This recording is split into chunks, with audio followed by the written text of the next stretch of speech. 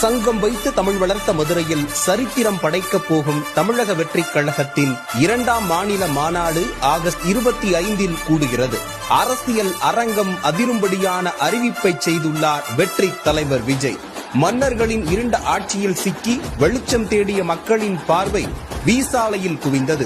தாவேக்கவின் முதல் மாநில மாநாடு ஏற்படுத்திய தாக்கத்திலிருந்தே அரசியல் எதிரிகள் மீளாத நிலையில் 2வது மாபெரும் மாநில மாநாட்டை மதுரை தூத்துக்குடி நெடுஞ்சாலையில் அமைந்துள்ள ஆவியூர் அருகில் ஆகஸ்ட் 25ஆம் தேதி திங்கட்கிழமை நடைபெறும் என்று தலைவர் விஜய் அறிவித்துள்ளார். மாநாட்டின் வெற்றியின் தொடக்கமாக பொதுச் செயலாளர் ஆனந்த் அவர்களால் பந்தல் காலும் நடப்பட்டது.